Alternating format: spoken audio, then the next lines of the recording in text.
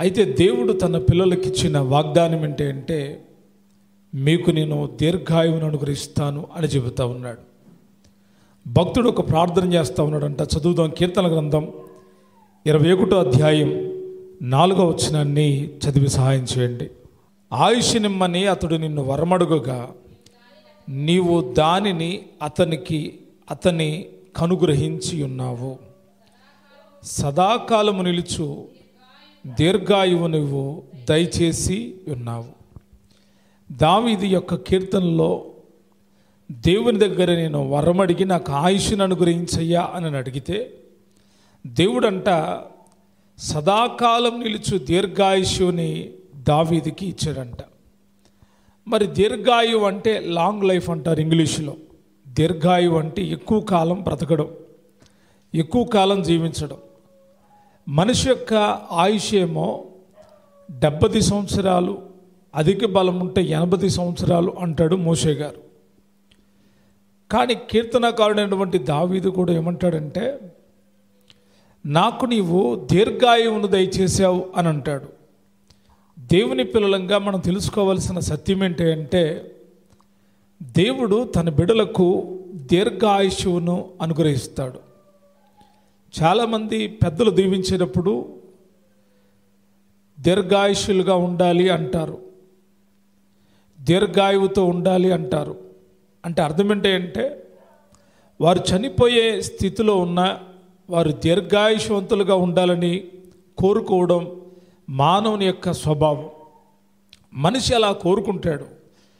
తన ఎదుటి వాళ్ళు బ్రతకాలి అని కోరుకునే ప్రతి ఒక్కళ్ళు దీర్ఘాయువులుగా ఉండాలి అని కోరుకుంటారు. దావీదు కూడా అడిగాడంట దేవుణ్ణి, నాకు ఆయుష్ నిమ్మని నేను అడిగాను దేవుణ్ణి. ఆయుష్ అంటే దీర్ఘాయువే, ఎక్కువ కాలం బ్రతకాలని నేను అడిగితే దేవుడు నాకు సదాకాలం నిలిచి దీర్ఘాయువు దయచేశాడు అని సాక్ష్యం ఇస్తూ ఉన్నాడు. దేవుడు మనకు కూడా దీర్ఘాయుష్నిస్తాడు. ఆయన దీర్ఘాయుష్నివ్వాలి అంటే మనం ఏం చేయాలి?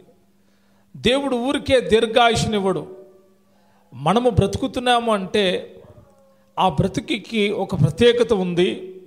దేవుడు దీర్ఘాయుష్ని దయచేయాలి అంటే మనము కూడా ప్రత్యేకంగా జీవించాలి. దేవుడు తన భక్తులైన వాళ్ళందరికీ దీర్ఘాయుష్ని దయచేశాడు. మనము దీర్ఘాయుష్వంతులంగా ఉండాలంటే మనము చేయవలసిన 5 కార్యాల గురించి యొక్క రాత్రికాల సమయంలో మనం నేర్చుకుందాం. మొదటిది చదువుదాం. సామెతల గ్రంథం 3వ అధ్యాయం 2వ వచనం చదువుతున్నాను, గమనించండి. అవి దీర్ఘాయువును, సుఖజీవముతో గడుచు సంవత్సరములను, శాంతిని నీకు కలుగు చేయును. జ్ఞాని అయిన సొలొమోను చెప్తా ఉన్నాడు, అవి నీకు దీర్ఘాయుషును కలుగు చేస్తాయి.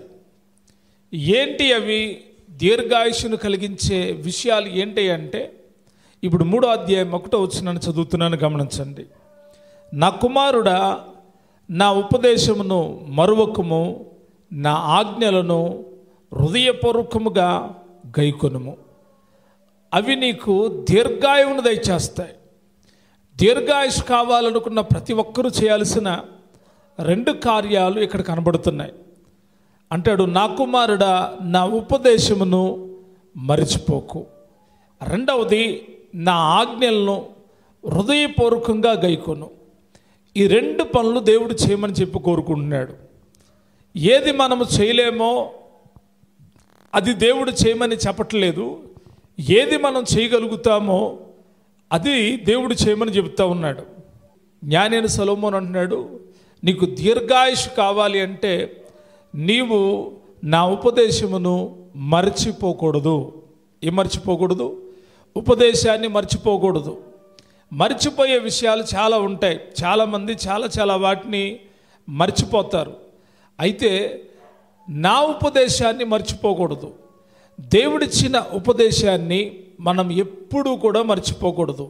మర్చిపోయాము అంటే మనము దీర్ఘాయుషును కోల్పోయినట్లే, నిరంతర జీవితాన్ని కోల్పోయినట్లే. దేవుడిచ్చిన ఆ వాగ్దానాన్ని మనం అనుభవించిన వాళ్ళంగా అయిపోతాము. మనము మర్చిపోకూడదు. ఈ లోకంలో ఎన్నో ఉంటాయి. నువ్వు ఏవైనా మర్చిపో, కానీ నువ్వు మర్చిపోకూడని విషయం ఏంటంటే ఆయన యొక్క ఉపదేశాన్ని మరిచిపోకూడదు. రెండవదిగా అంటాడు, ఏమని అంటున్నాడంటే, నా ఆజ్ఞలను నీవు గైకొనాలి, నా ఆజ్ఞలను నువ్వు గైకొనాలి. దైవ గ్రంథంలో ఎన్నో ఆజ్ఞలు ఉన్నాయి. పరిశుద్ధత గురించిన ఆజ్ఞలు ఉన్నాయి, అపవిత్రతను గురించిన ఆజ్ఞలు ఉన్నాయి, ఆయనతో నడవడానికి నువ్వేం చేయాలో ఆ ఆజ్ఞలు రాయబడి ఉన్నాయి, ఆయనకి ఇష్టంగా బ్రతకడానికి నువ్వు ఎలా నడుచుకోవాలో ఆ నడవడికను గురించిన ఆజ్ఞలు ఉన్నాయి, నువ్వు పాటించవలసిన ఆజ్ఞలు ఎన్నో ఉన్నాయి. అయితే యేసయ్య క్రొత్త నిబంధనలో చెప్పిన ఆజ్ఞలు చాలా విలువైనటువంటివి. ఆయన రెండు ఆజ్ఞలు చెప్పాడు. ఆ ఆజ్ఞలను మనం పాటించగలిగితే, హృదయపూర్వకంగా గైకొనగలిగితే మనము దీర్ఘాయుష్యవంతులం అవుతాము. దేవుడు మనకిచ్చిన ఆజ్ఞలను మనం పాటించాలి. దేవుడు మనకిచ్చిన ఆజ్ఞలను తూచా తప్పకుండా మనము గైకొనాలి. ఆయన అంటున్నాడు, నీవు దీర్ఘాయుష్యవంతుడు కావాలంటే నేను నీకు ఇస్తున్న ఆజ్ఞలను నీవు హృదయపూర్వకంగా ఏం చేయాలి? గైకొనాలి. సామెతల గ్రంథం 4వ అధ్యాయం 10వ వచనం, నా కుమారుడా, నీవు ఆలకించి నా మాటలను అంగీకరించిన ఎడల నీవు దీర్ఘాయుష్యవంతుడు వగుదువు. దీర్ఘాయుష్యవంతులు కావాలంటే మూడవ విషయాన్ని చెప్తున్నాను. ఒకటి, ఆయన ఆజ్ఞల్ని, ఆయన ఉపదేశాన్ని ఏం చేయకూడదు? మర్చిపోకూడదు.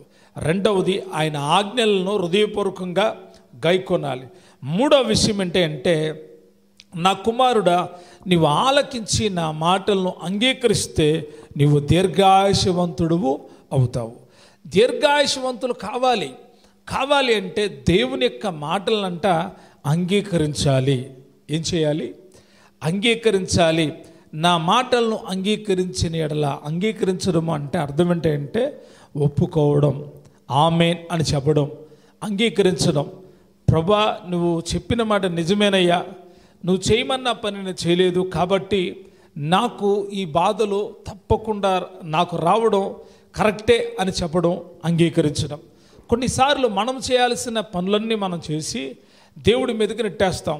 ఎందుకు దేవా నాకు ఈ కార్యం చేయలేదు, ఎందుకు దేవా నాతో నువ్వు మాట్లాడలేదు, ఎందుకు దేవా నేను ఎంత ప్రార్థన చేసిన జవాబు ఇవ్వలేదు అని చెప్పేసి దేవుడి పైన దేవుడు జవాబు ఇవ్వలేదు అని అంటాం. కానీ ఆయన చెప్పిన మాటలను మనం అంగీకరించలేదు, గైకొనలేదు అని ఎప్పుడైనా ఆలోచించామా? ఆయన చెప్పిన మాటలను అంగీకరించావా? ఆయన చెప్పిన మాటలను అంగీకరిస్తే నీవు దీర్ఘాయుష్యవంతుడు అవుతావు. మనము దీర్ఘాయుష్యవంతులు కావాలి అంటే మనము ఆయన మాటలను ఆలకించి ఆయన మాటలను అంగీకరించాలి. ఒకటి వినాలి, రెండవది అంగీకరించాలి. మరొక సంగతిని ధ్యానం చేద్దాం.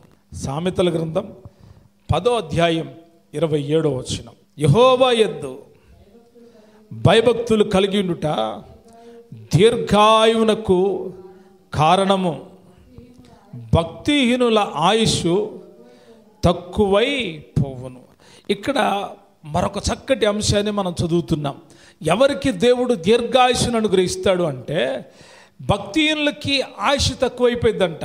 కానీ యెహోవా యందు భయభక్తులు కలిగి ఉండుట దీర్ఘాయువునకు కారణము. దేవుడు ఎవరికి దీర్ఘాయుష్నిస్తాడో తెలుసా? దేవుడు అంటే భయము భక్తి కలిగిన వాళ్ళకి దేవుడు దీర్ఘాయుష్ను అనుగ్రహిస్తాడు. ఏముండాలి? భయము భక్తి ఉండాలి. చాలామందిలో భక్తి ఉంటుంది కానీ భయం ఉండదు. కొంతమందిలో భయం ఉంటుంది కానీ భక్తి ఉండదు. కొందరిలో భయము ప్లస్ భక్తి ఉంటుంది. చాలామంది అసలు భయపడరు. సరే, లోకం విషయంలో ఎవరికి భయపడట్లేదు, లోకంలో ఎవరినైనా ఎదిరిస్తున్నారు, వ్యతిరేకంగా మాట్లాడుతున్నారు, మంచిదే, బాగానే ఉంది. కానీ దేవుని విషయంలో, దేవుని కార్యాల విషయంలో, దేవుని పని విషయంలో భయపడిన ప్రజలు ఈరోజు అనేక మంది ఉన్నారు. అనేక మంది భయపడట్లేదు. ఏం చేయట్లేదు? భయపడట్లేదు. దేనికి భయపడట్లా? దేవుడి విషయంలో దేనికి భయపడట్లా. ఇదిగో బ్రదర్, ఇది దేవుడు మీకు చెప్పిన పని కాదు కదా, మీరు ఎందుకు చేస్తున్నారు అంటే భయం లేదు.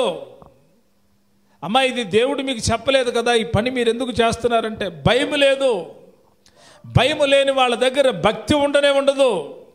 వీళ్ళు భయపడట్లేదు, దేవుడికి భయపడట్లేదంటే వీళ్ళ భక్తి నిజమైంది కాదు. భయం ఉన్నవాడే భక్తి చేయగలుగుతాడు. భక్తి చేస్తున్నాడు అంటే వాళ్ళు భయం ఉంటుంది.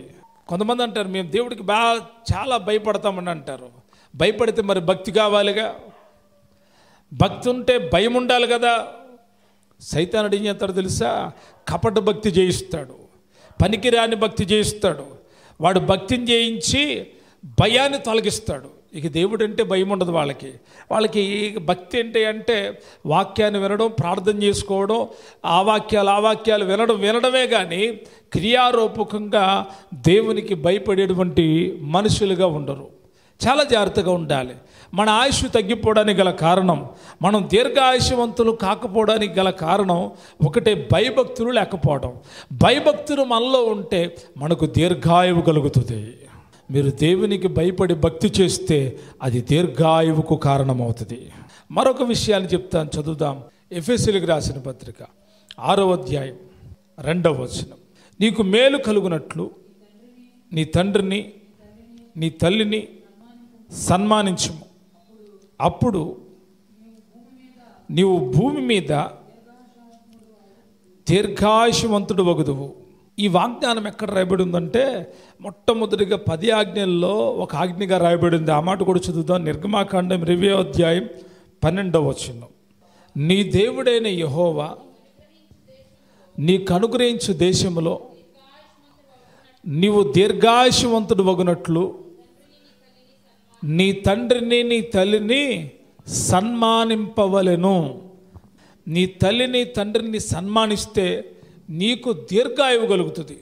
ఎఫెసీయులకు రాసిన పత్రికలో పౌలు గారు గుర్తు చేస్తూ ఉన్నాడు, నీకు మేలు కలుగునట్లు నీ తండ్రిని తల్లిని సన్మానించుము, అప్పుడు నీవు భూమి మీద దీర్ఘాయుష్యవంతుడు అవుతావు.